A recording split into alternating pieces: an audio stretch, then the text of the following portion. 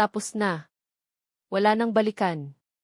Ang sakit, pero mas masakit kung mananatili pa ako sa piling ng taong ilang ulit nang dinurog ang puso ko, paulit-ulit na ipinamukha sa akin na hindi ako sapat. Hindi na kita mahal, Jana. May iba na ako. 10 salita lang yon mula kay Marco, ang dati kong asawa, pero parang libu-libong karayom ang tumusok sa bawat himaymay ng pagkatao ko. Parang kahapon lang nangyari, pero 3 buwan na rin pala ang lumipas. Oras na para sa isang bagong simula, bulong ko sa sarili ko habang tinititigan ang natutulog na anghel sa tabi ko. Si Pau Pau, ang 6 na taon kong anak. Ang nag-iisang dahilan kung bakit kailangan kong bumangon, kailangan kong maging matatag. Para sa kanya at para na rin sa sarili ko. Napagdesisyonan kong iwan ang probinsya namin sa Batangas. Masakit iwanan ang lugar kung saan ako lumaki, kung saan nabuo ang mga pangarap ko, mga pangarap na ngayon ay abo na lang. Pero kailangan. Masyadong maraming alaala. Bawat sulok ng bahay, bawat daan sa bayan, may anino ni Marco, may anino ng sakit. Kailangan naming lumayo ni Pau Pau. Kailangan namin ng bagong hangin, bagong pag-asa. At ang Maynila, sa kabila ng ingay at gulo, ang siyang naisip kong magbibigay niyon sa amin. Dala ang 2 malaking maleta, isang backpack na puno ng mga laruan at libro ni Pau Pau, at isang puso na pinipilit buuin, sumakay kami ng bus patungong Maynila. Habang nasa biyahe, hindi ko mapigilang mapaluha. Tahimik lang, ayokong magising si Pau Pau. Pinunasan ko agad. Hindi, Jana. Tama na ang iyak.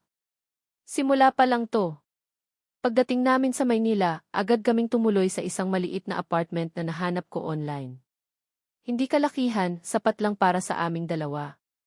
Simple lang pero malinis. At higit sa lahat, bago. Walang multo ng kahapon. Wow, Mommy! Ang ganda naman ng new house natin, tuwang-tuwang sabi ni Pau Pau pagpasok namin, agad na tumakbo-takbo sa maliit na sala. Napangiti ako. Ang dali talagang mapasaya ng batang to, siya ang liwanag ko sa gitna ng kadiliman. Ang unang linggo namin sa Maynila ay puro pag-aayos ng gamit at pag-a-adjust sa bagong paligid. Si Pau Pau, sa kabila ng kanyang murang edad, ay tila mas mabilis nakaangkop. Matalinong bata si Pau Pau, sobra. Minsan nga, napapaisip ako kung saan niya namana yon. Siguro sa lolo niya sa tuhod na inhinyero raw. Isang hapon, habang namamalengke ako at bitbit ko si Pau Pau, dumaan kami sa tapat ng isang tindahan ng mga lumang libro. May nakapaskil doon na isang math problem, pang high school yata. Solve this and get free book, nakasulat. Napatingin si Pau Pau. Mommy, can AT Risay? Tanong niya, nakaturo sa poster. Nako, anak, mahirap yan. Pang matatanda na yan, sabi ko, medyo natatawa. Pero mapilit si Pau Pau. Please, Mommy. Just TSI lang po. Pumayag na rin ako, para lang matigil na siya. Binigyan siya ng papel at lapis ng tindera na medyo natatawa rin. Aba, wala pang 5 minuto, iniabot ni Pau Pau ang papel. Doon na po, masiglang sabi niya. Kinunutan ng noo ng tindera ang papel. Tapos, nanlaki ang mata niya. Kinuha niya ang calculator, nag-compute. Napatingin siya kay Pau Pau, tapos sa akin. Tama-tama yung sagot niya, gulat na sabi ng tindera. Ang galing naman ng batang to. O eto, pili ka na ng libro mo, boy. Tuwang-tuwa si Pau Pau, pumili ng isang science encyclopedia. Ako naman, hindi makapaniwala pero punong-puno ng orgulyo. Anak ko yan. Kasabay ng pag-aayos ng aming bagong buhay, puspusan din ang paghahanap ko ng trabaho. Mahirap, lalo na't single mom ang status ko at college undergraduate lang ako. Pero hindi ako sumuko. Araw-araw, nagbabasa ako ng classified ads, nag-i-internet sa mga PisoNet at nag-a-apply online. Kailangan kong kumayod para kay Pau Pau. Isang araw, may tumawag. Isang kumpanya, Abrenica Corporation. Nakita raw nila ang resume ko sa isang job portal. May bakante raw silang posisyon para sa executive secretary ng C agad. Kinabahan ako. Pero, sige po, pupunta po ako para sa interview, sabi ko. Wala namang mawawala kung susubukan. Kinabukasan, maaga akong gumising. Nagluto ng almusal para kay Pau Pau, inihatid siya sa kapitbahay naming si Aling Nena na pumayag mag-alaga sa kanya pansamantala. Nagsuot ako ng pinakadesente kong damit, isang lumang blazer at bestida na binili ko pa noong bago kami ikasal ni Marco. Huminga ako ng malalim. Kaya mo to, Jana. Ang opisina ng Abrenica Corporation ay nasa isang mataas na building sa Makati. Pagpasok ko pa lang sa lobby, na-intimidate na ako. Ang gaganda ng mga tao, ang moderno ng lugar. Good morning, ma'am, I'm Jana de la Cruz. May interview po ako for executive secretary, sabi ko sa receptionist. Ninisyan niya ako at tinuro ang daan papunta sa youth department. Matapos ang ilang tests at interview sa GUC, sinabihan akong maghintay. Baka raw makausap ko na mismo ang si Enzo Abrenica. Mas lalo akong kinabahan. Sige. Ano kayang itsura niya? Matanda na siguro, strikto at nakakatakot. Yun ang laging nasa isip ko pag naririnig ko ang salitang si Ines de la Cruz. And Abrenica will see you now, sabi ng isang babae mula sa GUC. Tumayo ako, pinagpagan ang bestida ko at sumunod sa kanya. Huminto kami sa tapat ng isang malaking pinto na may nakasulat na Enzo Abrenica, Chief Executive Officer. Kumatok ang babae at may nagsabi ng ipasok mula sa loob. Boses lalaki, medyo malamig. Pumasok ako. Ang laki ng opisina. May malaking bintana na tanaw ang buong Makati. May isang malaking lamesa sa gitna at doon nakaupo ang isang lalaki. Nakatalikod siya sa akin, nakaharap sa bintana. Dahan-dahan siyang umikot sa kanyang swivel chair. At natigilan ako. Hindi siya matanda. Sa tantya ko, mga nasa early 30s lang siya. Moreno, matangos ang ilong, makapal ang kilay, at may mga matang parang nangungusap. Hindi, parang malungkot. O baka suplado lang. Ang gwapo niya, yun ang sigurado. Nakasuot siya ng puting long-sleeved shirt na naka-roll up hanggang siko at itim na slacks.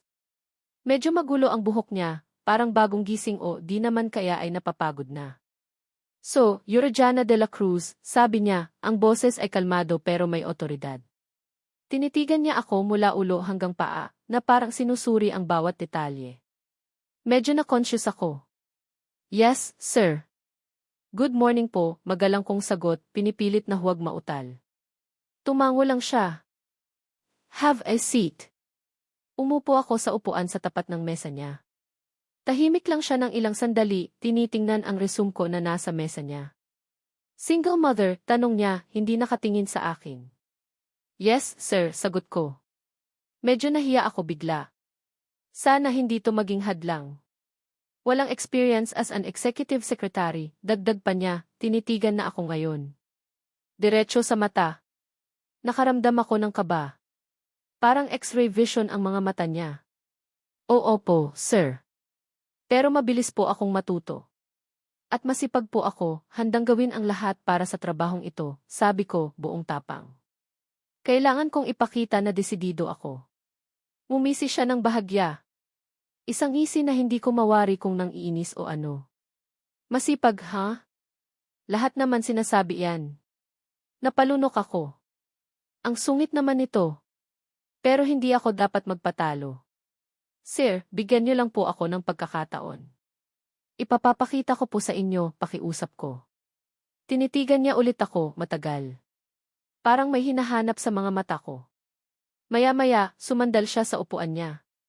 Okay. You're hired. Mag-start ka bukas. The current secretary will orient you. But let me make one thing clear, Ms. de la Cruz.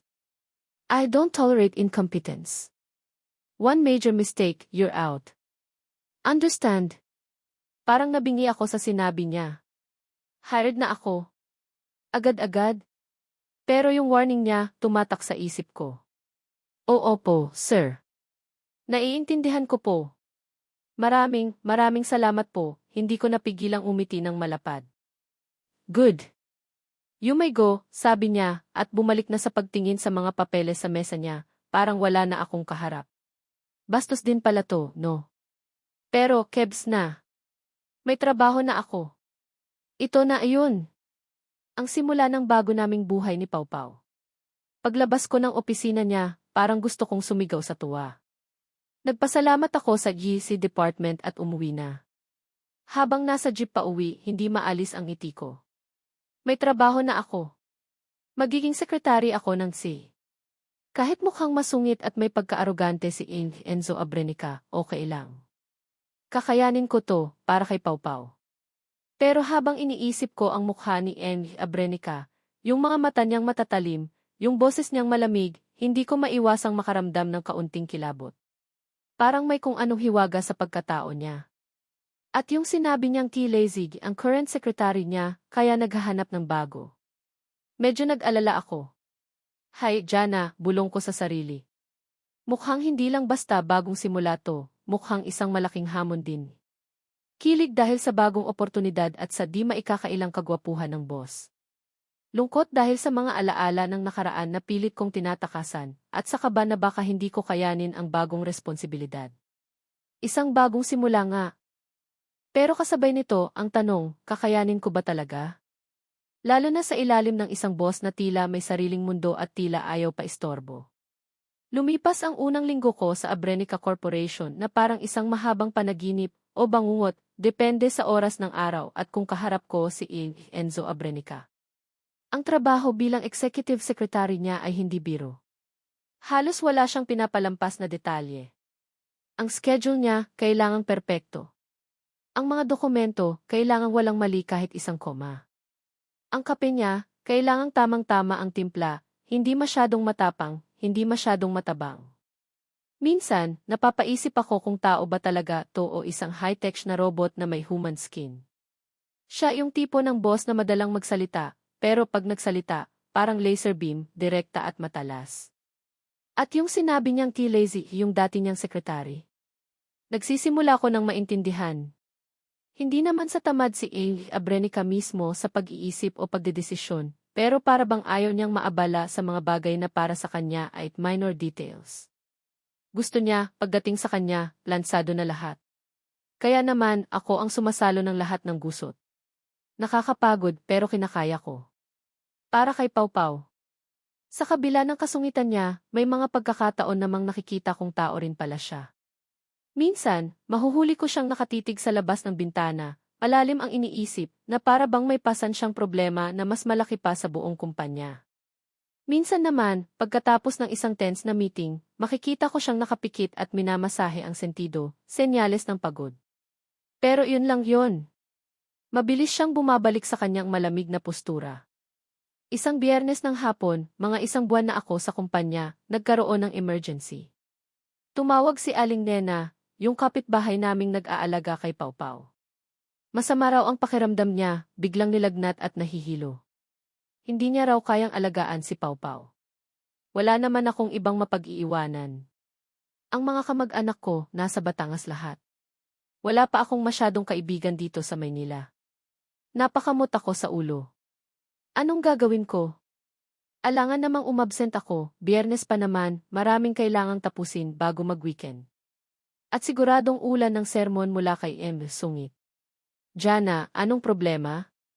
Mukhang binagsakan ka ng langit at lupa, puna ni Sarah, yung sekretary sa kabilang department na naging kaibigan ko na rin.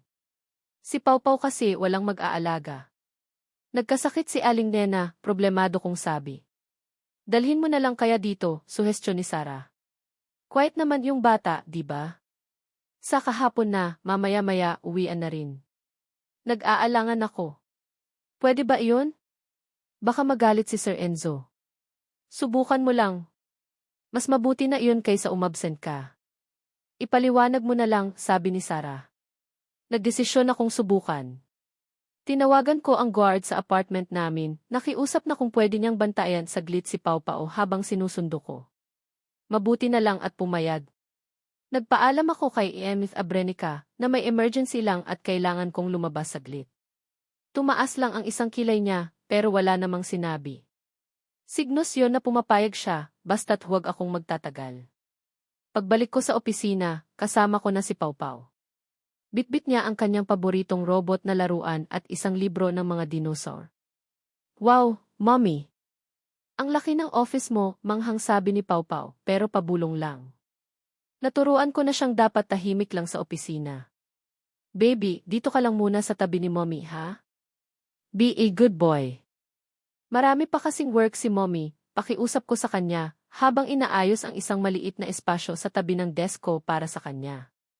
Yes, mommy, masiglang sagot niya. Tahimik lang si Pau Pau sa umpisa. Naglalaro ng robot niya tapos nagbabasa. Paminsan-minsan, sumusulyap ako sa kanya, nakangiti. Anghel talaga. Maya-maya, lumabas si Emily Abrenica sa opisina niya. May hawak siyang tablet. Mukhang bored. Enz de la Cruz, yung report para sa board meeting next week, nasaan na, tanong niya, hindi pa napapansin si Pau Pau. Nasa desk niyo na po, sir. Pinareview ko na rin po kay Atty. Jimenez, sagot ko. Tumango siya, tapos ay napadako ang tingin niya sa gilid ng desk ko.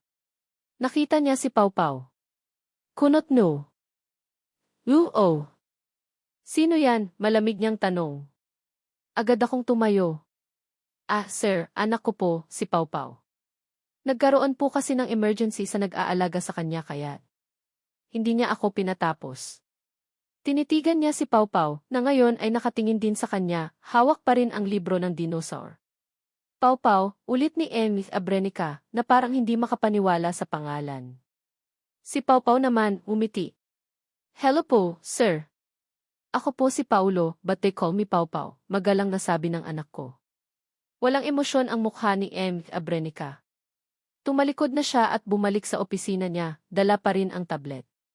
Nakahinga ako ng maluwag. Akala ko sisitahin niya ako. Mga kalahating oras ang lumipas. Busy ako sa pag-aasikaso ng mga tawag at email nang biglang lumabas ulit si Emily Abrenica. This time, lumapit siya sa desk ko. Dire-diretso. Kinabahan na naman ako. Ano na naman kaya? Enz de la Cruz, pakitimpla mo ako ng kape, utos niya. Sige po, sir, sagot ko, tatayo na sana nang mapansin kong nakatingin siya kay Pau Pau.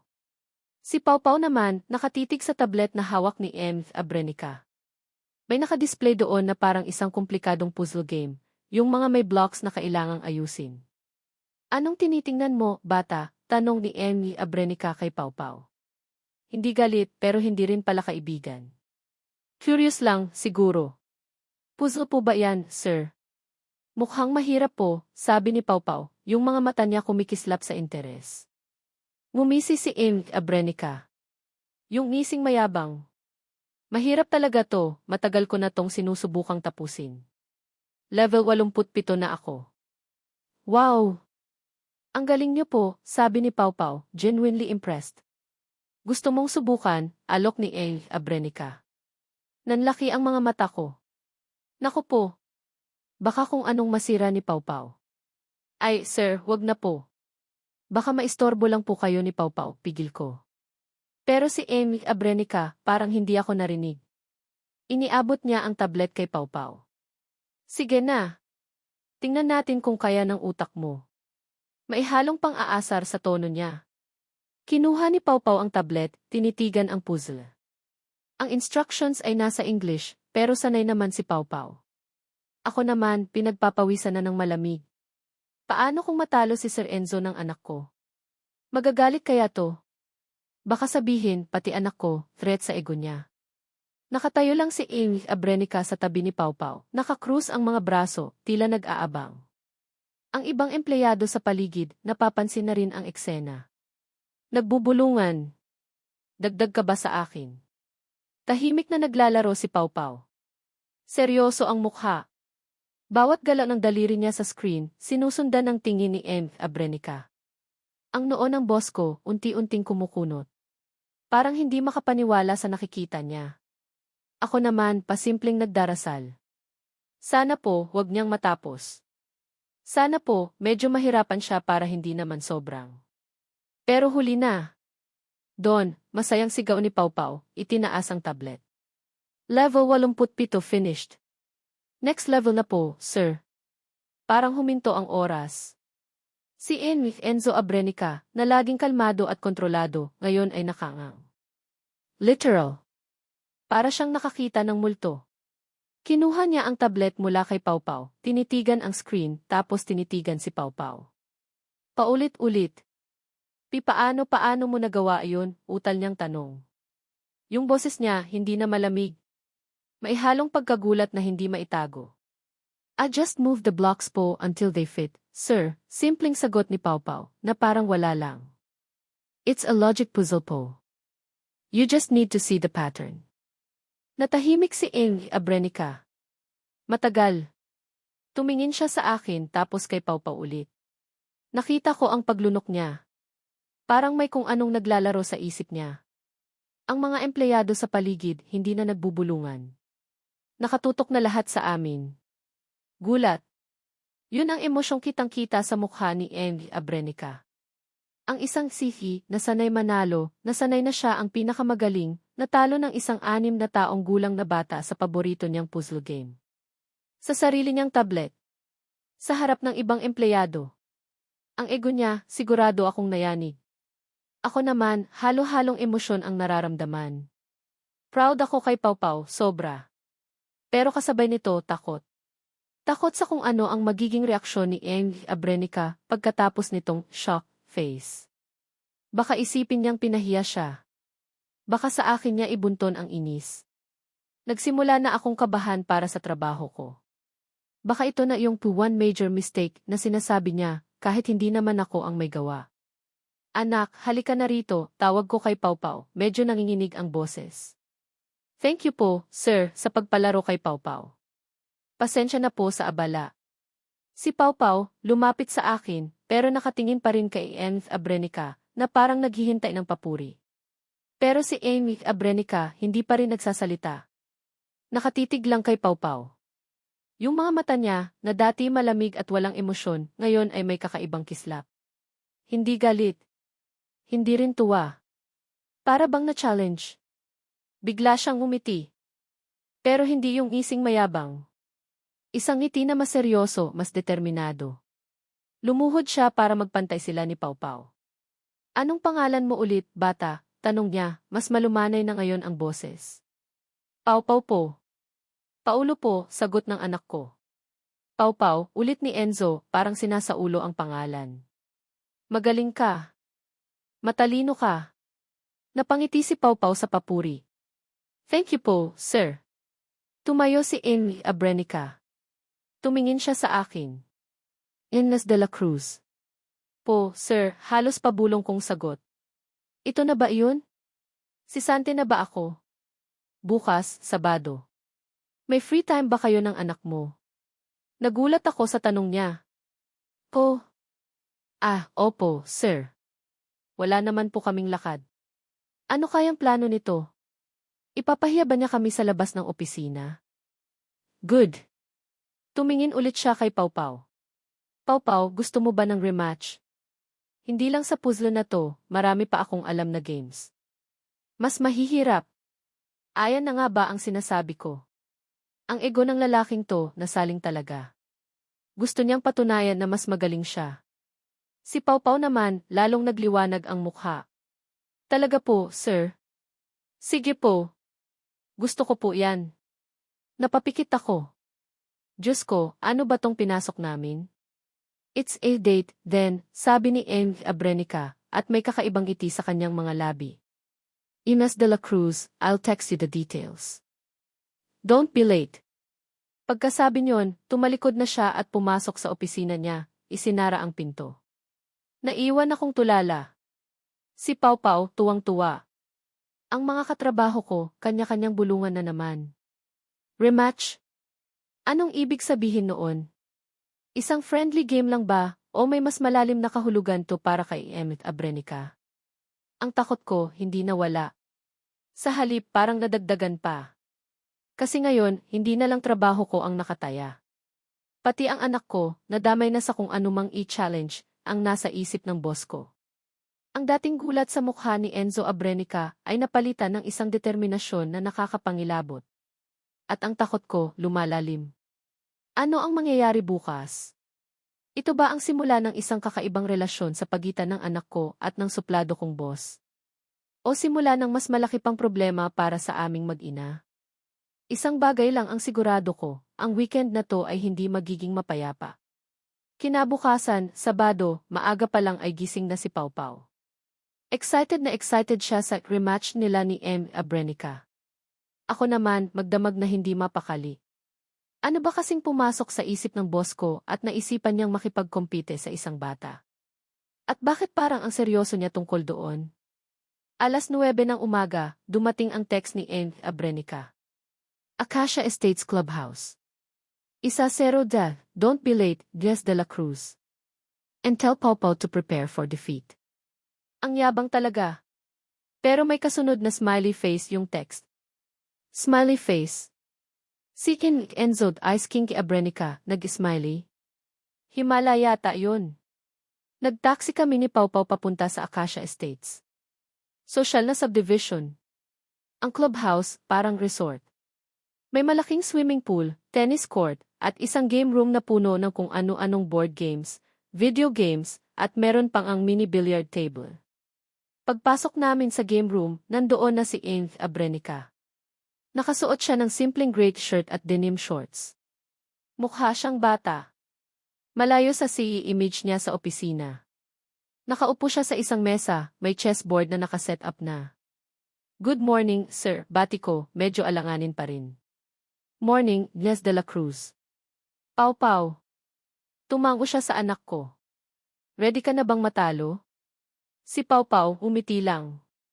Ready na po akong manalo ulit, Sir Enzo. Napangiti si Amy Abrenica. Isang totoong ngiti, hindi yung mapang-asa. At yung ngiting yon, may kung anong epekto sa akin. Kilig. Ewan. Ang alam ko lang, biglang bumilis ang tibok ng puso ko. Nagsimula silang maglaro ng chess. Seryosong-seryoso ang dalawa. Si Amy Abrenica, bawat tira pinag-iisipan. Si Pawpaw naman, mabilis lang pero parang alam na alam ang gagawin. Nakaupo lang ako sa gilid, pinapanood sila. Nakakatuwa silang tingnan. Para silang magkaibigan o magkapatid na nag-aaway sa laro. Ang unang laro, tabla. Ang pangalawang laro, nanalo si Pawpaw. Yes, sigaw ni Pawpaw, nagtatalon sa tuwa. Si Amy Abrenica, napakamot sa ulo pero nakangiti. Ang galing mo, bata. Hindi ko inaasahan yun. Sabi ko sa inyo, Sir Enzo, mayabang na sabi ni Pawpaw. Okay. Next game. Scrabble naman, hamon ni M. Abrenica. Naglaro sila ng Scrabble. Dito, medyo lamang si M. Abrenica dahil mas marami siyang alam na salita. Pero si Pawpaw hindi nagpapatalo. Nakakabuo siya ng mga simpleng salita pero sa mga strategic na pwesto kaya malaki ang puntos. Sa huli, nanalo si Amy Abrenica, pero konti lang ang lamang. Sunod, naglaro sila ng Jenga. Dito, tawa sila ng tawa, lalo na pag malapit nang bumagsak ang tor. Si Amy Abrenica, parang nawala lahat ng kasungitan. Ang saya-saya niyang tingnan. At yung tawa niya, ang sarap pakinggan. Para bang musika sa tenga ko. Ano ba tong nararamdaman ko? Pagkatapos ng Jenga, nag-aya si Pawpaw ng memory game. Mabilis na naman siyang nanalo. Ang daya mo naman, Pawpaw. Ang lakas ng memorya mo, reklamo ni M. Abrenica, pero halatang nagbibiro lang. Practice lang po yan, Sir Enzo. Hindi ko na malayan ang oras. Tanghali na pala. Nagutom na rin kami. Tara, lunch tayo, aya ni M. Abrenica. Linroy treat. Para sa champion. Tumingin siya kay Pawpaw. Ako po yun, sir, tanong ni Pawpaw. Ikaw na. Sa chess at memory game, talo ako. Sa Scrabble lang ako nanalo, pero dikit lang. So, panalo ka pa rin overall, sabi ni M. Abrenica, ginugulo ang buhok ni Pawpaw. Parang may kung anong mainit na dumaloy sa puso ko nang makita ko yung eksenang iyon. Ang lambing niya pala sa bata. Kumain kami sa restaurant ng clubhouse. Habang kumakain, nagkukwentuhan sila ni Pawpaw tungkol sa mga paborito nilang superheroes, video games, at kung ano-ano pa. Ako naman, tahimik lang na nakikinig at pinapanood sila. Parang ang gaan-gaan ng pakiramdam. Nakalimutan ko sandali ang mga problema ko, ang sakit ng nakaraan. Ang nakikita ko lang ay ang anak kong masaya, at ang lalaking to na unti-unti kong ano nga ba. Hinahangaan. Pagkatapos ng lunch, nag-aya si Amy Abrenica na maglakad-lakad sa paligid ng clubhouse. May maliit na park doon na may playground. Agad dumakbo si Pau Pau papunta sa swing. Naiwan kaming dalawa ni Emmy Abrenica na naglalakad. "He's a very smart kid, Jana," sabi niya, bigla akong tinawag sa pangalan ko. Hindi na Dimas de la Cruz. "Salamat, sir." "Enzo," medyo nahihiya kong sagot. Ngumiti siya. "Enzo na lang pag wala tayo sa opisina." Tumango ako. "CJ." "Enzo." Ang awkward, pero may kilig. "Pasensya ka na kahapon, ha," sabi niya. Nabigla lang talaga ako. Hindi ako sanay na may tumatalo sa akin sa mga larong yun. "Okay lang po."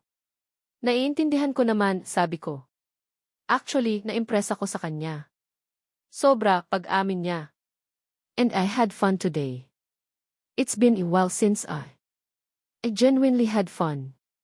May lungkot sa boses niya nang sinabi niya iyon. Para bang may kulang sa buhay niya, sa kabila ng yaman at tagumpay. "Ako rin, Enzo." "Salamat sa araw na to, sobrang nag-enjoy si Pau Pau," sabi ko, tinitingnan ang anak kong masayang nagsuswing. "Ako rin, Jana." "Salamat sa pagsama niyo," sabi niya at tinitigan niya ako. Yung mga mata niyang dati malamig, ngayon ay may init. May kung anong spark. Nagkatitigan kami ng ilang segundo. Parang may kuryenteng dumaloy sa pagitan namin. Hindi ko alam kung ano iyon, pero alam kong may kakaiba. Iyong malapit ng maghapon. "Kailangan na rin naming umuwi," sabi ko, biglang nahiya. "Okay. Ihahatid ko na kayo," alok niya. "Naku, wag na. Nakakahiya naman. Magta-taxi na lang kami," tanggi ko. "No, I insist. Gabi na rin, delikado." "Halika na." Hindi na siya naghintay ng sagot ko. Tinawag na niya si Pau Pau. Sa kotse, tahimik lang kami. Si Pau Pau, nakatulog na sa biyahe, pagod sa maghapong laro. Nang malapit na kami sa apartment namin, nagsalita si Enzo. "Jana," tawag niya. "Bakit, Enzo? Next Saturday free ka ba? Tayong dalawa lang sana." Natigilan ako. Date ba to? Inaaya niya ba akong lumabas? Bakit? Tanong ko, pinipilit itago ang panginginig ng boses ko. "Gusto lang kitang makausap. Mas makilala." "Kung okay lang sa'yo," sabi niya, ang boses ay seryoso. Hindi ako agad nakasagot. Nag-iisip. Tama ba to? Boss ko siya. Single mom ako. Ang daming komplikasyon. Pero yung puso ko, sumisigaw ng tea. Sige, mahina kong sagot. Ngumiti siya. Isang ngiti na abot hanggang mata. Great. I'll pick you up. Nang makarating kami sa apartment, ginising ko si Pau Pau. Nagpaalam sila kay Enzo. "Thank you po ulit, Tito Enzo," sabi ni Pau Pau. "Tito Enzo," natawa si Enzo. "Okay, I like that." "You're welcome, Pau Pau. See you soon." Pag-alis ng kotse ni Enzo, nakatayo lang ako sa labas, nakatulala. "Mommy, ang bait pala ni Tito Enzo," no, sabi ni Pau Pau. "Ang saya kalaro." Napangiti ako. Nga, anak. Masaya siyang kalaro. At masaya rin siyang kasama. Pagpasok namin sa apartment, parang lumulutang ako sa alapaap. Ang araw na to, puno ng sorpresa. Ang supladong boss ko, nagpakita ng ibang side. Isang side na masaya, malambing, at nakaka-inlove. Naku, Jana, ano ba yung iniisip mo? Huwag kang assuming. Pero hindi ko mapigilan ang kilig na nararamdaman ko. At yung pag-asa na unti-unting sumisibol sa puso ko. Posible kayang may gusto rin siya sa akin. Kinagabihan, habang nag-aayos ako ng gamit para sa Lunes, may biglang kumatok sa pinto. Nagtaka ako, sino naman kaya yun? Pagbukas ko, isang delivery boy. May dala siyang isang maliit na bouquet ng puting rosas at isang paper bag. "Para po kay Ines Jana de la Cruz," sabi ng delivery boy. Ako nga po, sagot ko, kinuha ang mga bulaklak at paper bag. May card na kasama ang mga bulaklak. "Thank you for today. And for a wonderful Saturday. Ni." Si Enzo. Binuksan ko ang paper bag, isang maliit na kahon. Pagbukas ko, isang set ng bagong chess pieces. Gawa sa kahoy, maganda ang pagkakaukit. At may isa pang maliit na card for the chess champion. Practice well. I'll get no revenge. Tito Enzo. Napangiti ako. Ang sweet naman niya. Hindi lang pala siya suplado. May tinatago rin palang kabaitan at thoughtfulness. Ang dating takot at kaba na nararamdaman ko kay Enzo, unti-unting napapalitan ng kilig. Yung mga simpleng gestures niya, yung mga ngiti niya, yung pag-aalala niya kay Pau Pau, lahat yun, nagbibigay sa akin ng pag-asa. Pag-asa na baka ito na yung bagong simula na hinihintay ko. Isang simula na hindi lang para sa akin at kay Pau Pau, kundi para sa isang pamilya. Masyado pa sigurong maaga para isipin yun. Pero hindi ko maiwasang umasa. Dahil sa unang pagkakataon pagkatapos ng matagal na panahon, naramdaman kong maihalaga ulit ako. May nakakakita sa akin, hindi lang bilang isang empleyado o isang ina, kundi bilang isang babae. Ang pag-uusap namin tungkol sa rematch ni Pau Pau ay naging daan para makita ko ang ibang Enzo. Isang Enzo na hindi ko inaasahan. At ang iunang hakbang ng pag-ibig, hindi ko alam kung para kanino. Para ba sa akin na unti-unti nang nahulog sa kanya? O para sa kanya na unti-unti nang nagbubukas ng puso niya? O baka naman para sa aming dalawa? Ang mga sumunod na araw sa opisina may kakaibang sigla. Si Enzo, kahit strikto pa rin sa trabaho, mas madalas nang ngumingiti sa akin. Minsan, nagdadala siya ng ekstra kape para sa akin, o kaya naman ay tinatanong kung kumain na ba ako. Mga maliliit na bagay, pero malaki ang epekto sa puso ko. May mga pagkakataon ding nagkaka-conflict kami sa trabaho, lalo na pag may mga desisyon siyang hindi ako sang-ayon. Minsan, dahil sa sobrang stress, nasasabi ko sa kanyang, "Sir, kung ayaw niyo po ng tulong ko, sabihin niyo lang. Hindi ko na po kayo kukulitin." Pero imbes na magalit, ngingitian lang niya ako at sasabihin, "Kaya nga kita kinuha, Jana, para may kumokontra sa akin. Para hindi ako laging tama." At yung mga sagot niyang iyon, lalong nagpapalapit sa amin. Unti-unti, nararamdaman kong nagbabago si Enzo. Hindi na siya yung dating sihi, na laging nakasimangot at parang pasan ang daigdig. Mas naging approachable siya, hindi lang sa akin, kundi pati na rin sa ibang empleyado. At ako naman, unti-unti nang natututunang magtiwala ulit. Magmahal ulit. Pero ang tanong, handa na ba talaga ako? At handa na ba talaga siya? Ang landas ng pag-ibig hindi laging madali. At alam kong marami pa kaming pagdadaanan. Pero sa ngayon, hahayaan ko munang dalhin ako ng agos. Hahayaan kong maramdaman ang kilig at pag-asa na dulot ng mga unang hakbang na ito. Ang mga sumunod na linggo ay parang agos ng matamis na alak, nakakalasing sa saya. Yung key-date namin ni Enzo, na para bang isang formal na paanyaya sa isang bagong kabanata ng buhay ko, ay nasundan pa ng maraming di-formal pero mas makabuluhang mga pagkikita. Minsan, simpleng hapunan lang pagkatapos ng maghapong pagod sa opisina, yung tipong magkukwentuhan kami tungkol sa kung gaano ka-stressful ang araw pero sabay natatawa na lang sa huli. Minsan naman, yayayain niya kaming manood ng scene ni Pau Pau, mga animated films na mas enjoy pa yata siya kaysa sa anak ko. At may mga weekend na igugugol namin sa mga parke, hahayaan si Pau Pau na magtatakbo habang kami ni Enzo ay nakaupo sa isang bench, tahimik na pinagmamasdan ang mundo, pero ang mga puso namin ay nag-uusap. Bawat sandaling magkasama kami, mas lalo kong natutuklap ang mga layer ng pagkatao ni Enzo. Nalaman ko ang pangarap niyang magtayo ng isang foundation para sa mga batang lansangan, isang bagay na hindi niya madalas ipagsabi. Narinig ko ang takot niya sa pag-iisa, isang multo mula sa kanyang nakaraan na pilit niyang tinatakasan. At natuklasan ko ang mga simpleng bagay na nagpapangiti sa kanya, ang amoy ng bagong lutong pandesal, ang tunog ng lumang plaka, ang hitsura ni Pau Pau, pag seryosong-seryoso sa paglalaro ng chess. At habang mas lumalalim ang pagkakilala ko sa kanya, mas lalo akong nahuhulog, na parang nahulog sa isang balon na walang hangganan, pero sa halip na takot, ang nararamdaman ko ay kapanatagan. Ganoon din siya sa akin. Ramdam ko, hindi dahil sinasabi niya, kundi dahil ipinapakita niya. Sa paraan ng pagtitig niya sa akin, kapag akala niya hindi ko napapansin, isang tingin na puno ng lambing at paghanga.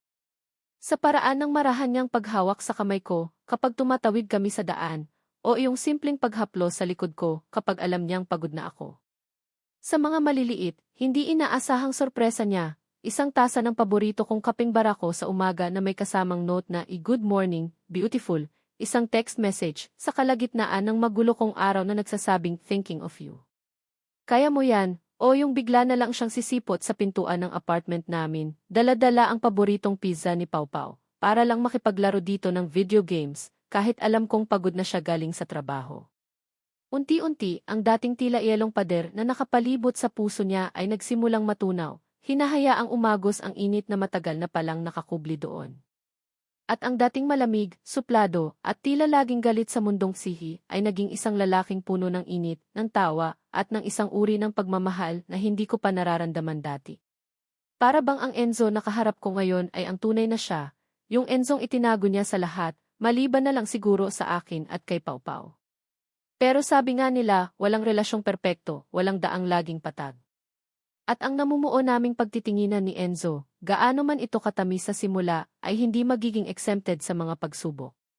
Ang buhay, parang jeepney lang, minsan smooth ang biyahe, minsan naman, biglang preno, o di kaya ay may biglang sisingit na hindi mo inaasahan. Isang Lunes ng umaga, pumasok ako sa opisina na may kakaibang bigat sa dibdib. May malaking proyekto ang Abrenica Corporation, isang napakahalagang joint venture sa isang kilalang international company mula sa Singapore. Ito na raw ang magpapalawak pa lalo ng kanilang negosyo. Napakalaking deal, milyon-milyon ang pinag-uusapan, at si Enzo mismo ang personal na nangunguna sa bawat negotiations. Bilang kanyang executive secretary, ako ang kanyang kanang kamay, ang kanyang anino. Ako ang tigaayos ng lahat ng sangkaterbang dokumento, ang nag-organisa ng sunod-sunod na meetings, ang gumagawa ng mga presentations na kailangang perpekto hanggang sa kaliit-liitang detalye. Halos hindi na kami natutulog ni Enzo nitong mga nakaraang araw. Ang opisina niya, naging pangalawang bahay na namin. Kape ang naging dugo namin at ang stress ay parang almusal, tanghalian at hapunan. Nakakapagod, pero sa kabila ng lahat, may kakaibang excitement. Lalo na't nararamdaman kong hindi lang ako basta empleyado niya. Nararamdaman kong partner niya ako, hindi lang sa apat na sulok ng opisina, kundi pati na rin sa mga pangarap at laban niya sa buhay. Isang Miyerkules ng hapon, kailangan na naming i-finalize ang pinaka-critical na proposal para sa mga Singaporean investors. Kinabukasan na ng umaga ang final presentation. Nasa loob kami ng opisina ni Enzo, parehong nakatutok sa aming mga laptop. Ang hangin ay mabigat sa tensyon. Bawat tunog ng keyboard, bawat buntong hininga, naririnig. Jana, tawag ni Enzo, ang boses ay pagod at medyo iritado. Nakakunot ang noo niya habang mariing tinititigan ang spreadsheet sa screen. Yung financial projection sa section C, page 5, paki-double check ulit. Parang may off sa figures. Hindi nagmamatch sa summary. Kinuha ko ang kopya ng proposal sa tabi ko, hinanap ang sinasabi niya. CJ, Enzo. Pero chinek ko na to kaninang umaga, 3 beses pa nga. Dumaan na rin to kay Ma'am Liza ng finance. Okay naman daw lahat. Ramdam ko ang pagod sa sarili kong boses. Ilang gabi na kaming ganito. Basta, tingnan mo ulit. I want it perfect down to the last cent. Ayokong magkaroon ng kahit anong aberya bukas. This deal is too important, git niya, hindi man lang tumitingin sa akin, ang mga mata ay nakapako pa rin sa laptop. Medyo uminit ang ulo ko sa tono niya. Para bang sinasabi niyang nagdududa siya sa kakayahan ko, na parang ipinapahiwatig niyang baka may pinalampas ako dahil sa pagod. Enzo, ilang araw na tayong halos hindi natutulog dito. Baka ikaw lang yung sobrang pagod kaya kung ano-ano na yung nakikita mong off. Baka naman slight variance lang yan na acceptable naman, medyo pabalang kong sagot, hindi ko na napigilan ang kaunting sarkasmo. Bigla siyang tumingin sa akin, ang mga mata niya ay nanlilisik. Ang dating malambing na tingin ay napalitan ng matalas na titig. What did you just say, Jana? Are you questioning my judgment now? After all these years in business, sa tingin mo, hindi ko alam kung ano ang slight variance at kung ano ang major discrepancy. Ang boses niya ay tumaas ng bahagya, may diin sa bawat salita. Hindi sa ganoon, Enzo. Of course, I trust your judgment, pagtatanggol ko sa sarili ko, trying to keep the cool. Kahit nararamdaman ko na ang panginginig ng mga kamay ko. Ang point ko lang, baka kailangan mo ring magpahinga kahit saglit. Pareho tayong pagod. Baka fresh set of eyes tomorrow morning can spot it better, if there's really something to spot. I don't need rest. Napasigaw na siya. Yung sigaw na umalingaw sa buong opisina niya. Yung sigaw na parang sampal sa mukha ko. I need this proposal to be flawless. Do you understand me? Flawless. Hindi yung rason-rason na pagod. Nagulat ako, hindi lang sa lakas ng sigaw niya, kundi sa biglaang pagbabago ng ugali niya. Ito yung Enzo na una kong nakilala, ang malamig, ang demanding, ang walang pasensya. Akala ko, tuluyan na siyang nagbago. Akala ko, ang Enzo na iyon ay parte na lang ng nakaraan. Sumisigaw ka na, Enzo, mahinahon kong sabi, pero sa loob-loob ko, parang may kung anong nabasag. Ang puso ko, parang piniga. Pinipigilan ko ang mga luha na nagbabadyang tumulo. Ang pride ko, nasaktan. Kasi hindi ka nakikinig, lalo pa niyang nilakasan ang boses, tumayo na siya mula sa kanyang upuan, ang mga kamay ay nakakuyom. Sinasabi ko nang i-check mo, ay check mo ulit. Ano bang mahirap intindihin doon? Kailangan ko pa bang i-spell out sa'yo, Jana? Akala ko ba matalino ka? Akala ko ba maaasahan kita? Yung huling mga salita niya, akala ko ba maaasahan kita? Yun ang tumusok ng malalim. Para bang lahat ng effort ko, lahat ng sakripisyo ko, lahat ng pag-aalala ko sa kanya at sa kumpanya, nabaliwala. Hindi ko na napigilan ang sarili ko. Ang galit, ang sakit, ang pagod, lahat sumabog. Alam mo, Enzo, nagsimula akong magsalita, ang boses ko ay nanginginig sa pigil na emosyon. Kung sa tingin mo, hindi ko ginagawa ng maayos ang trabaho ko, kung sa tingin mo pabigat lang ako dito at hindi mo ako maaasahan, edi sana sinabi mo na lang ng diretsyo. Humanap ka ng iba. Marami diyang mas magaling sa akin, mas perpekto, yung hindi napapagod, yung hindi nagkakamali. Tumayo na rin ako, hinarap siya. Hindi yung para kang hari dito na lahat ng kapritso mo, kailangang masunod, na lahat kami dito sa paligid mo kailangang mag-adjust sa init ng ulo mo. Tao lang din kami, Enzo. Napapagod. Nasasaktan. Naramdaman kong tumulo na ang mga luha ko, pero wala na akong pakialam. Pagod na rin ako, Enzo. Pagod na ako sa'yo. Sa ugali mo. Sa pagiging demanding mo. Akala ko nagbago ka na. Akala ko iba ka na. Natigilan si Enzo. Napawi ang galit sa mukha niya, napalitan ng pagkagulat, tapos parang may kaunting pagsisisi. Nakita ko siyang napalunok. Para siyang binuhusan ng malamig na tubig. Jana. I didn't mean me. Ayoko na, Enzo, putol ko sa kanya, ang boses ko ay basag na. Kung ganito lang din naman pala tayo lagi, kung sa bawat maliit na pressure, sa bawat maliit na problema, babalik ka sa pagiging ganyan, sisigawan mo ako at ipapamukha mo sa akin na wala akong kwenta, ayoko na. Hindi ko na kaya. Kinuha ko ang bag ko mula sa upuan. Nanginginig ang buong katawan ko. Simula bukas, hindi na ako papasok. Maghahanap na lang ako ng ibang trabaho. Magre-resign na ako. Tumalikod ako, hindi ko na kayang tingnan pa ang mukha niya. Hindi ko na siya hinintay pang magsalita o pigilan ako. Mabilis akong lumabas ng opisina niya, halos patakbo. Pagdaan ko sa mga cubicles ng ibang empleyado, naramdaman kong nakatingin sila, nagtataka, nagbubulungan. Pero wala na akong pakialam. Ang gusto ko lang ay makalayo, makahinga. Ang galit na naramdaman ko kanina sa opisina ni Enzo ay unti-unting napalitan ng nag-uumapaw na lungkot habang nasa taxi ako pauwi. Bakit kailangang humantong sa ganito? Ang lahat ng magagandang pinagsamahan namin, ang lahat ng kilig at pag-asa, parang bulang biglang naglaho dahil lang sa isang mainitang pagtatalo. Akala ko ba matatag na kami? Akala ko ba kaya naming lagpasan ang anumang pagsubok basta't magkasama kami? Bakit parang ang dali niyang bumalik sa dati niyang ugali? Yung ugaling matagal ko nang kinatakutan na baka bumalik, yung ugaling sumira sa tiwala ko noon. Pag-uwi ko sa apartment, nadatnan ko si Pawpaw na naglalaro sa sala. Pagkakita niya sa akin, tumakbo siya para salubungin ako, pero napansin niya agad ang namumugto kong mga mata. Mommy, are you okay? Valerie, are you crying? Tanong niya, ang mukha ay puno ng pag-aalala. Did Tito Enzo make you sad again? Hindi ako sumagot.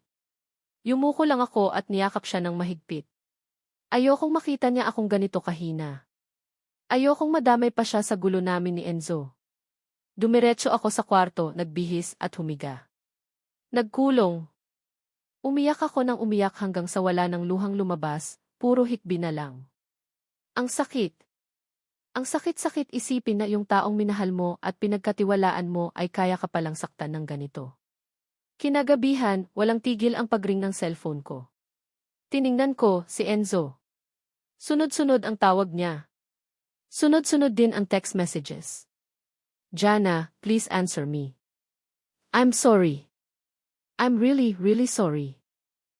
Let's talk. Please. Jana, I didn't mean what I said. I was just stressed. Please, D. Hindi ko sinasagot. Pinatay ko ang cellphone ko. Ayoko siyang makausap. Hindi pa ako handa. Ang sugat na ginawa niya, masyadong sariwa. Masyadong malalim. Ang ihating kailangan na ito, ang pag-alis ko sa opisina, ang desisyon kong mag-resign, kailangan ko tong gawin. Para sa sarili ko. Para ipaalala sa sarili ko na may halaga ako, na hindi ako dapat rinatrato ng ganito. Pero habang nakahiga ako sa dilim, hindi ko maiwasang isipin, ito na ba talaga ang katapusan naming dalawa ni Enzo? Pagkatapos ng lahat, ang dating pag-asa, napalitan ng isang malaking tandang pananong. At ang puso ko, na dati puno ng kilig, ngayon ay basag at puno ng lungkot. Lumipas ang 2 araw na parang isang mahabang, mabagal na prosesyon ng kalungkutan. Hindi ako pumasok sa opisina. Nagpadala ako ng formal resignation letter sa GC via email, with a copy to Enzo's office. Maikli lang ang nilagay ko, irreconcilable differences with management. Hindi ko na idinetalye. Para saan pa? Ang cellphone ko, na natiling naka-off, ayokong marinig ang boses ni Enzo, ayokong mabasa ang mga mensahe niya. Baka lalo lang akong manghina. Kailangan kong maging matatag para kay Pau Pau at para sa sarili ko. Sinubukan kong maging normal sa harap ng anak ko. Naglalaro kami, nagbabasa ng libro, nanonood ng cartoons. Pero alam kong nararamdaman niya. Nararamdaman niyang may mali na malungkot si Mommy. Mommy, are you still mad at Tito Enzo? Tanong ni Pau Pau isang hapon habang nagmeryenda kami ng pandesal at keso. Napabuntong hininga ako. It's complicated, anak. But miss him, sabi niya, ang boses ay malungkot. I miss playing chess with him. He promised to teach me new move. Parang may kumurot sa puso ko. Pati si Pau Pau naapektuhan. Mahal na rin niya si Enzo. At si Enzo, alam kong mahal na mahal din niya si Pau Pau. Sa 3 araw, nagpa siya akong buksan ang cellphone ko. Kailangan kong harapin ang realidad. Pagbukas ko, bumaha ang notifications.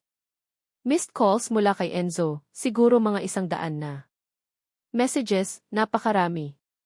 May mga text mula kay Sarah, yung kaibigan ko sa opisina, nagtatanong kung okay lang ako. May email din si Enzo. Binuksan ko ang email niya. Ang subject, please, Jana. Just hear me out. Ang laman ng email ay hindi mga paliwanag o pangako. Isang simpleng pakiusap lang. Jana, I know I messed up badly. I know I hurt you. And I am so sorry. Words are not enough. But please, give me a chance to explain. Not to ask you to come back, but just to explain. There's something you need to know about me. Something I should have told you a long time ago. Meet me. Please. If not for me, then for Pau Pau. He's been calling the phone, asking for you, asking for me. Natigilan ako sa huling sinabi niya. Si Pau Pau tumatawag sa kanya? Hindi ko alam yun. At yung sinabi niyang di something you need to know about me. Ano kaya yun? Nag-reply ako sa email niya. Maikli lang. Saan? Mabilis siyang sumagot.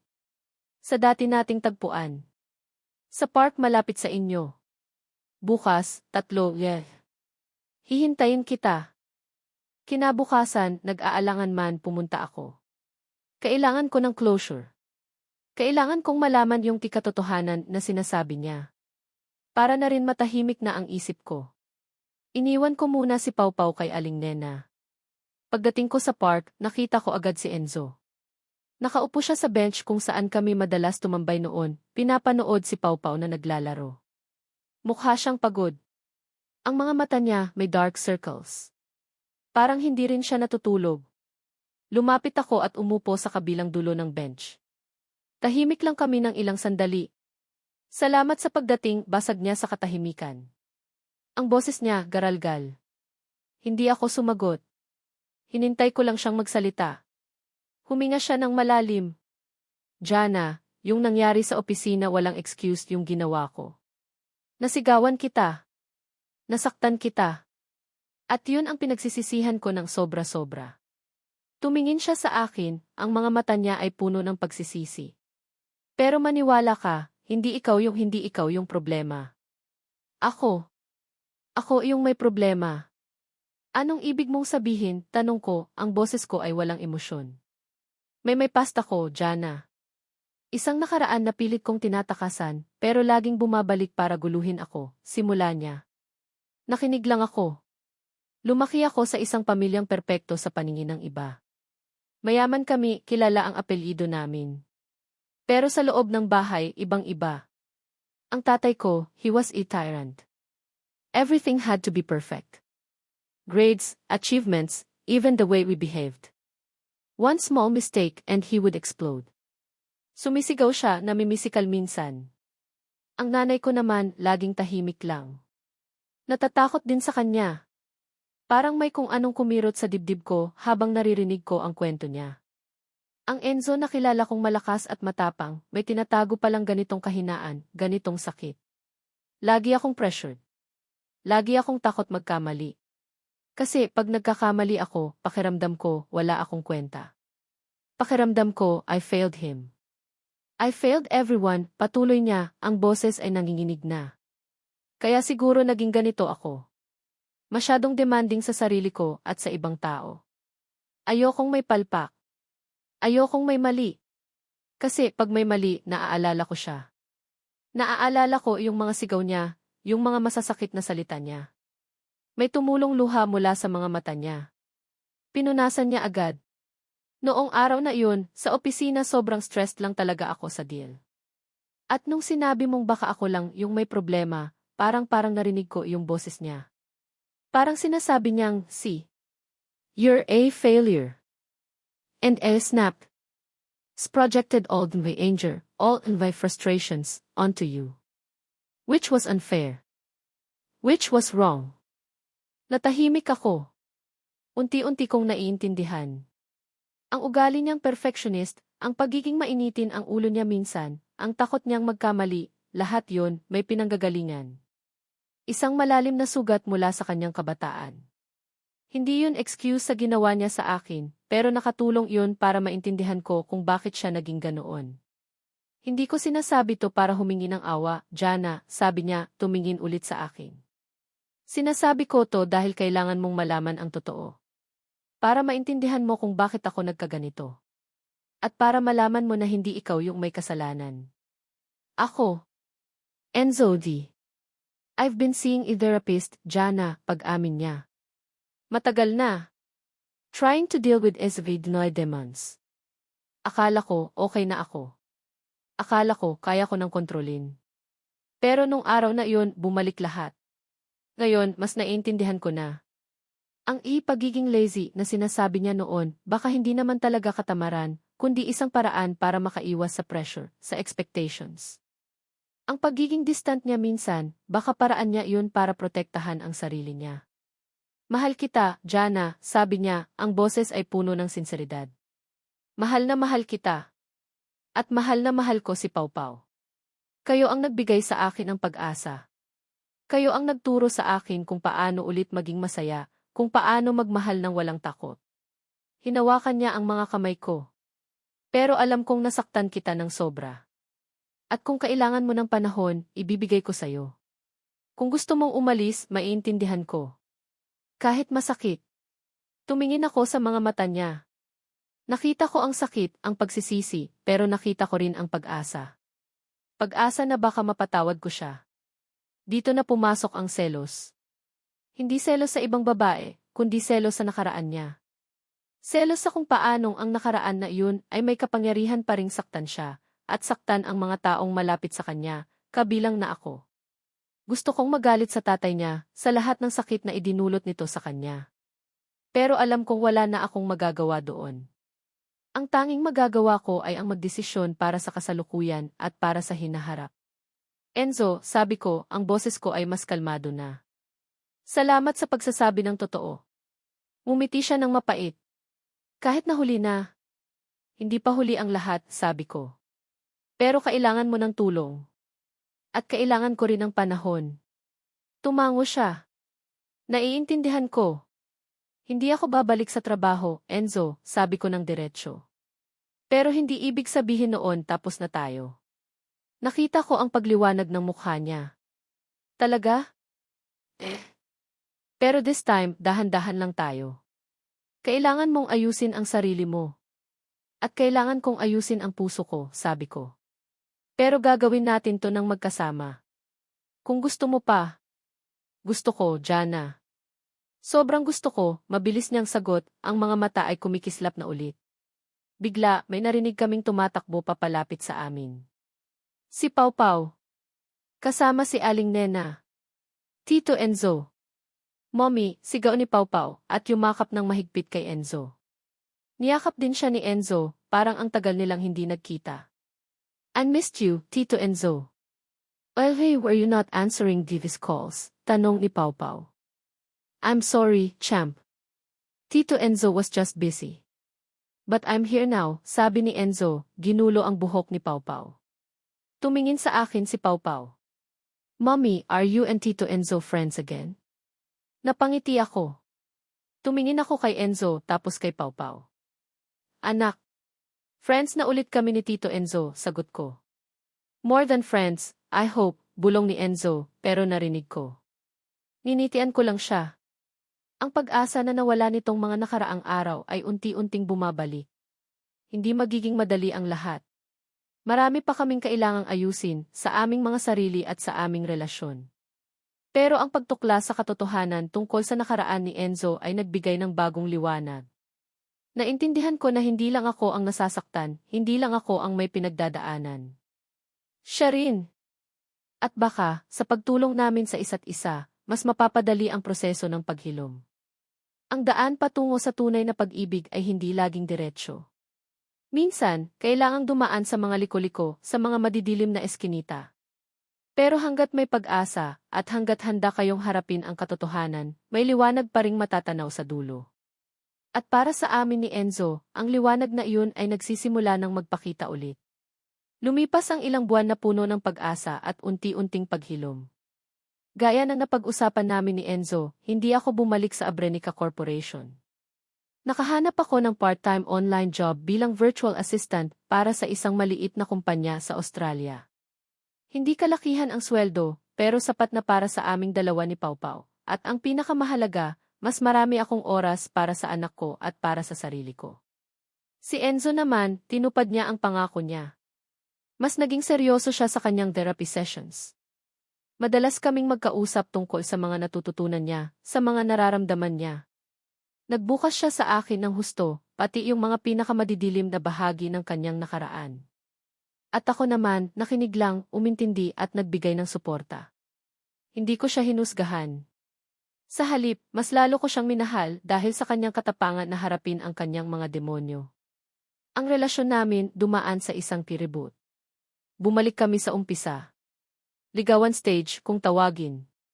Pero this time, mas totoo, mas walang itinatago. Mas maraming tawanan, mas maraming kwentuhan, mas maraming pag-unawa. Dinadalaw niya kami ni Pau Pau sa apartment. Minsan, sabay kaming nagluluto ng hapunan. Minsan, tinutulungan niya si Pau Pau sa homework nito. At yung mga Sabado, naging sagrado iyon para sa Tito Enzo and Pau Pau Chess Rematch Day, na madalas na uwi sa iba pang laro at kulitan. Nakikita ko ang pagbabago kay Enzo. Yung dating kunot sa noo niya, napalitan na ng mas madalas na ngiti. Yung mga mata niyang dati malamig, ngayon ay puno na ng init at sigla. Natuto siyang mag-delegate ng trabaho sa opisina, natutong magtiwala sa mga tao sa paligid niya. At higit sa lahat, natuto siyang patawarin ang sarili niya. Isang gabi, mga 6 na buwan pagkatapos ng ipagtuklas ng katotohanan, inimbitahan ako ni Enzo para sa isang dinner. Tayong dalawa lang daw, sabi niya, maihalong hiya pa sa boses. Pumayag ako. Bihira na kaming makalabas na kaming dalawa lang, kaya medyo na-excite din ako. Sinundo niya ako sa apartment. Nakasuot siya ng simpleng polo shirt at slacks, pero ang gwapo-gwapo niya pa rin sa paningin ko.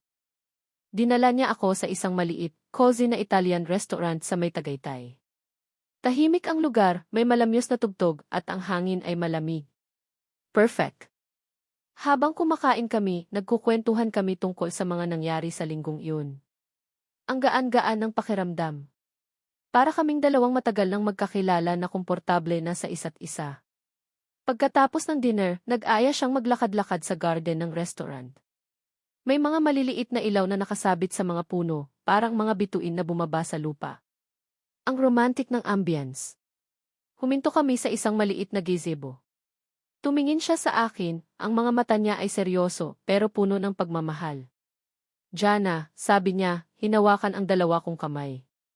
Alam mo, nitong mga nakaraang buwan para akong nabuhay ulit. At ikaw ang dahilan on. Ikaw at si Pau Pau. Napangiti ako. Ikaw din naman, Enzo. Marami kang binago sa buhay ko, sa buhay namin ni Pau Pau. Pero kulang pa, Jana, sabi niya. May isang bagay pa akong gustong baguhin, o mas tamang sabihing, idagdag. Kinabahan ako bigla. Ano kaya iyon? Huminga siya ng malalim. Naaalala mo ba nung una tayong nagkakilala? Yung sinabi kong don't tolerate incompetence. Yung sinabi kong one major mistake, you're out? Tumango ako. Paano ko naman makakalimutan yun? Well, I made a major mistake, Jana. Sobrang laking pagkakamali. Sinaktan kita, pinaiyak kita. Pero hindi mo ako iniwan. Hindi mo ako sinukuan. Instead, tinulungan mo akong ayusin ang sarili ko. Hinaplos niya ang pisngi ko. Ikaw ang pinakamatapang, pinakamabait, at pinakamagandang babaeng nakilala ko. At si Pau Pau, he's the luckiest kid in the world to have you as his mom. Nagsisimula ng mamasa ang mga mata ko. Jana de la Cruz, sabi niya, at dahan-dahan siyang lumuhod sa harap ko. Nanlaki ang mga mata ko. Oh my God! Ito na ba iyon? Mula sa bulsa niya, may kinuha siyang isang maliit na pulang kahon. Binuksan niya ito. Sa loob, isang napakagandang singsing. Simple lang, isang maliit na diamante sa gitna, pero kumikinang ito sa ilalim ng mga ilaw. Will you do me the honor of being DV wife? Tanong niya, ang boses ay nanginginig sa emosyon. Will you marry me, Jana? Hindi ako agad nakasagot. Ang mga luha, tuluyan ng bumuhos. Luha ng saya, ng pasasalamat, ng pag-ibig na hindi ko akalaing mararamdaman ko ulit. Ang kilig na naramdaman ko noon bumalik pero mas matindi, mas malalim. At ang pag-asa na minsang nawala, ngayon ay nagliliyab, kasing liwanag ng mga bituin sa langit. Enzo D. Yun lang ang nasabi ko habang tumutulo ang luha ko. Jana, please say yes. Make me the happiest man alive. Pangako, hinding-hindi na kita sasaktan. Hinding-hindi ko nasasayangin ang pagmamahal mo. Aalagaan kita, aalagaan ko si Pau Pau.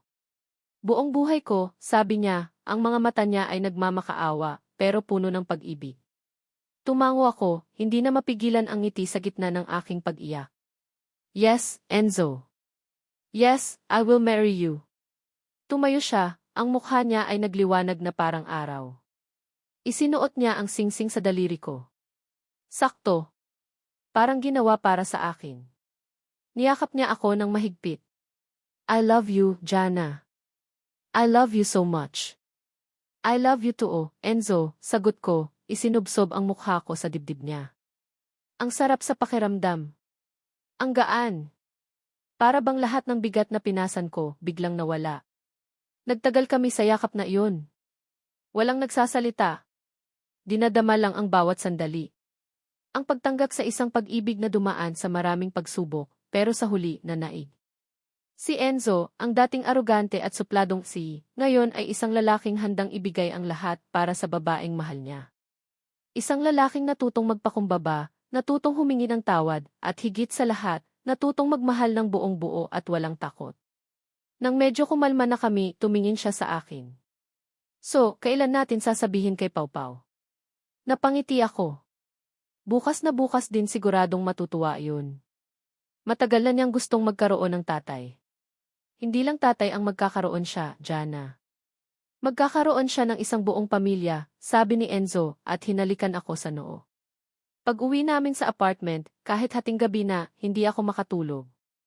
Tinititigan ko ang singsing sa daliri ko. Parang panaginip. Pero totoo. Totoong totoo. Ang dating sirang puso ko, unti-unti nang nabubuo.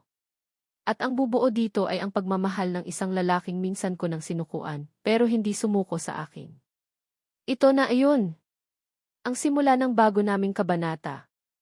Isang kabanata ng pagmamahalan, ng pag-asa, at ng isang pamilyang sabay naming bubuin. Ang pagtanggap ng pag-ibig ay hindi lang tungkol sa pagtanggap sa pagmamahal ng iba, kundi pati na rin sa pagtanggap na karapat-dapat kang mahalin at karapat-dapat kang maging masaya. At ako, si Jana de la Cruz, handa nang tanggapin ang lahat ng iyon, kasama si Enzo at si Pau Pau, sa habang buhay. Ang sumunod na umaga ay parang Pasko at bagong taon na pinagsama sa sobrang saya. Maaga pa lang, ginising na namin ni Enzo si Pau Pau. Medyo antok pa ang bata, pero nang makita niya kami ni Enzo na magkahawak kamay at nakangiti ng sobrang lapad, bigla siyang nagising. Good morning, sleepyhead, bati ni Enzo, ginulo ang buhok ni Pau Pau. Mommy! Tito Enzo! LV, are you so smiley today? Tanong ni Pau Pau, kinukusot pa ang mga mata. Nagkatinginan kami ni Enzo. Umiti ako. Anak, may good news kami sayo. What is it, Mommy? Did Tito Enzo win the lottery? Excited na tanong ni Pau Pau. Natawa kami ni Enzo. Better than that, champ, sabi ni Enzo. Lumuhod si Enzo para magpantay sila ni Pau Pau. Ako naman, umupo sa tabi nila sa kama. Pau Pau, seryosong sabi ni Enzo, pero may kislap sa mga mata. Your mommy and we're getting married. Ipinakita ko kay Pau Pau ang singsing sa daliri ko. Nanlaki ang mga mata niya, tapos napatingin siya kay Enzo, tapos sa akin, tapos sa singsing ulit. Para siyang nagpoproseso ng isang napakalaking balita. Married. Like in the movies. You're going to be daddy, Tito Enzo, tanong ni Pau Pau. Ang boses ay puno ng hindi makapaniwalang tuwa. Yes, Pau Pau. If you'll let me, I'd be honored to be your daddy, sagot ni Enzo. Ang boses ay medyo nanginginig sa emosyon. Biglang sumigaw si Pau Pau. Yehey! I'm going to have a daddy. Real daddy. Nagtatalon siya sa kama, tapos niyakap niya kami ni Enzo ng sobrang higpit. This is the best news ever. Ang pag-asa na minsang naging mailap ngayon ay abot kamay na. Ang kilig na naramdaman ko noong unang mga araw na nagkakalapit kami ni Enzo ay mas lalo pang tumindi, pero ngayon may kasama ng kapanatagan at katiyakan. Ang pamilyang pinangarap ko para kay Pau Pau at para sa sarili ko ay unti-unti nang nabubuo. Ang mga sumunod na buwan ay napuno ng masasayang paghahanda para sa kasal. Simple lang ang gusto namin, isang maliit na garden wedding, kasama ang mga taong malalapit lang sa amin. Si Pau Pau sobrang excited. Siya raw ang magiging best little man. Si Aling Nena, tuwang-tuwa para sa amin. Pati si Sarah at ang iba ko pang naging kaibigan sa Abrenica Corp, masaya para sa amin ni Enzo. Ang pamilya ni Enzo, sa umpisa ay medyo nagulat, lalo na ang tatay niya. Pero nang makilala nila ako at si Pau Pau, at nang makita nila kung gaano kasaya at ka-changed man si Enzo, unti-unti rin silang natuwa. Nakita ko pang ang umiti ang tatay ni Enzo noong isang family dinner, isang himala, sabi ni Enzo. Ang araw ng kasal namin ay perpekto. Maaraw pero mahangin. Ang garden ay napuno ng puting bulaklak, ang paborito ko. Habang naglalakad ako sa aisle, hawak ang kamay ni Pau Pau na siyang naghatid sa akin, nakita ko si Enzo na naghihintay sa dulo. Ang gwapo niya sa suot niyang barong. Ang mga mata niya, nakatitig lang sa akin, puno ng pagmamahal at adoration. Nang makarating ako sa kanya, hinawakan niya ang kamay ko. You look beautiful, Jimrak Abrenica to be, bulong niya. You don't look so bad yourself, Jimrak Abrenica, sagot ko, ngumiti. Ang seremonya ay maikli pero madamdamin. Nang magpalitan kami ng vows, hindi namin napigilan ang mga luha. Mga luha ng pasasalamat para sa pangalawang pagkakataon, para sa pag-ibig na natagpuan, at para sa pamilyang nabuo. Enzo, take you, Jana, to be my lawfully wedded wife, sabi ni Enzo, ang boses ay matatag pero puno ng emosyon. To have and to hold, from this day forward, for better, for worse, for richer, for poorer, in sickness and in health, to love and to cherish, till death do us part. Promise to be your rock, your best friend, and your forever. Promise to love Pau Pau as you've own. I love you. Jana, take you, Enzo, to be my lawfully wedded husband, sabi ko, habang pinupunasan ang mga luha ko. To have and to hold, from this day forward, for better, for worse, for richer, for poorer, in sickness and in health, to love and to cherish, till death do us part. Thank you for finding me, for saving me, and for loving me. Thank you for being the father Pau Pau deserves. I love you. Pagkatapos ng seremonya, sa reception, si Pau Pau ang unang nagbigay ng speech. Hello, everyone. I'm Pau Pau, and I'm the best little man, panimula niya, medyo nahihiya pa. Ilda mommy is the bestest mom in the world. And Tito Enzo. I mean, Daddy Enzo is the coolest dad ever. He plays chess with me, he teaches me new things, and he always makes mommy smile. I'm so happy they're married. Now, we're a real family. I love you, Mommy. I love you, Daddy Enzo. Nagpalakpakan ang lahat. Niyakap namin ni Enzo si Pau Pau. Ang puso ko parang sasabog sa sobrang saya. Lumipat kami sa isang bagong bahay, mas malaki, may sariling kwarto si Pau Pau, at may maliit na garden kung saan pwede kaming magtanim ng mga bulaklak at gulay.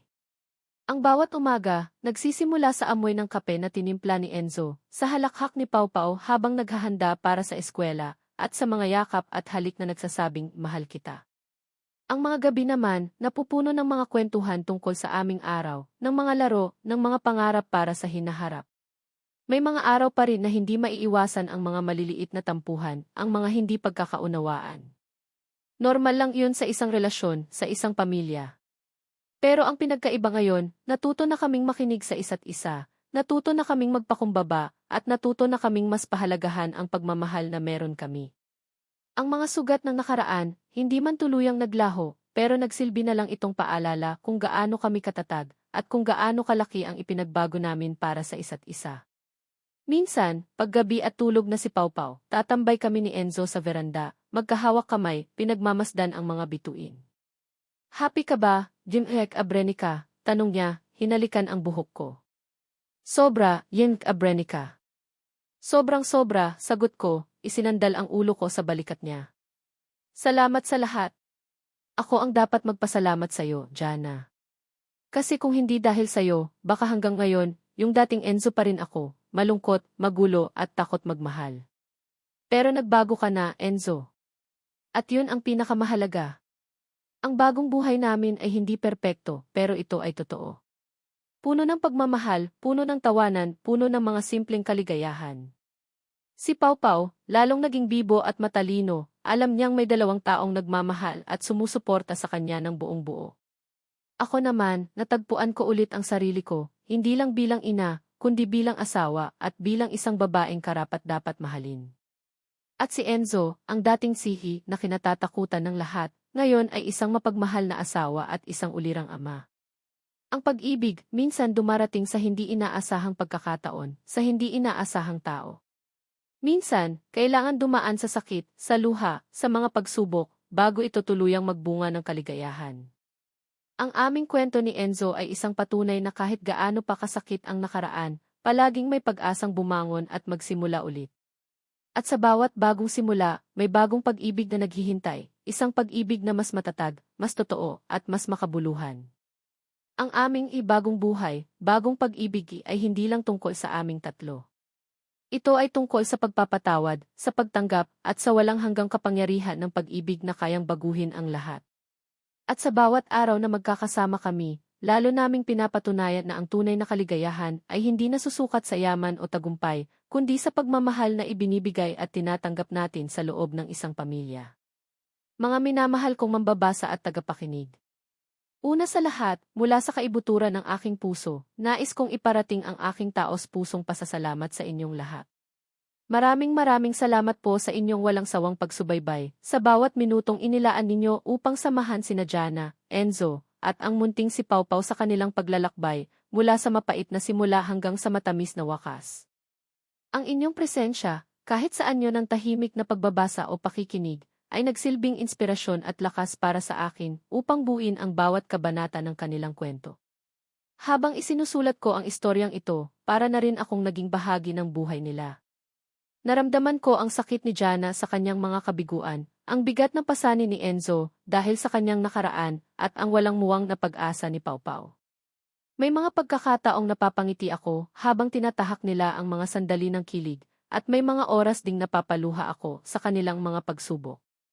Ang pagbuo sa bawat karakter, sa bawat eksena, ay isang paglalakbay na puno ng iba't ibang emosyon. May saya, may lungkot, may kaba, pero higit sa lahat, may pagmamahal. Isang malaking hamon ang pagbalanse sa bawat emosyon upang maging makatotohanan ito, ngunit isa rin itong napakagandang karanasan na makita silang unti-unting lumalago at nahahanap ang kanilang mga sarili. Ang pinakalayunin ko sa kwentong ito ay hindi lamang magbigay ng aliw, kundi mag-iwan din ng ilang mahahalagang aral sa buhay na sana itumatak sa inyong mga puso't isipan. Nais kong iparating na ang pag-ibig ay may iba't ibang anyo, nariyan ang pag-ibig sa anak, ang pag-ibig sa kabiyak, at ang napakahalagang pag-ibig sa sarili. Sana'y nakita ninyo ang lakas ng pagpapatawad, hindi lamang sa iba, kundi pati na rin sa ating mga sarili. Naipakita rin sana na ang bawat isa sa atin ay may kanya-kanyang pinagdaraanan, may mga sugat na dala-dala, ngunit hindi ito hadlang upang tayo'y muling bumangon, magsimula at magmahal. Ang kahalagahan ng pamilya, ng komunikasyon, at ng pag-unawa sa isa't isa ay mga temang nais kong bigyang diin. At higit sa lahat, nais kong ipaalala na gaano man kadilim ang ating nakaraan o kasalukuyan, palaging mailiwanag ng pag-asa na naghihintay, basta't hindi tayo susuko. Ngayon, ako naman po ang mag-aanyaya sa inyo. Nais ko sanang marinig ang inyong mga saloobin, ang inyong mga paboritong bahagi ng kwento, o kung sino sa mga karakter ang pinakanakaugnay sa inyo. Huwag po kayong mag-atubiling mag-iwan ng inyong mga komento o mensahe. Ang bawat salita mula sa inyo ay mahalaga sa akin. At kung nagustuhan ninyo ang kwento ni Jana at Enzo, sana'y maibahagi ninyo ito sa inyong mga kaibigan, kapamilya, o sa sinumang sa tingin ninyo ay maaaring makakuha ng inspirasyon mula rito. Muli, isang taos-pusong pasasalamat po sa inyong lahat. Hanggang sa ating muling pagkikita sa mga susunod pang kwento. Naway patuloy tayong maniwala sa kapangyarihan ng pag-ibig at sa ganda ng bawat bagong simula. Nagmamahal. Ang inyong manunulat.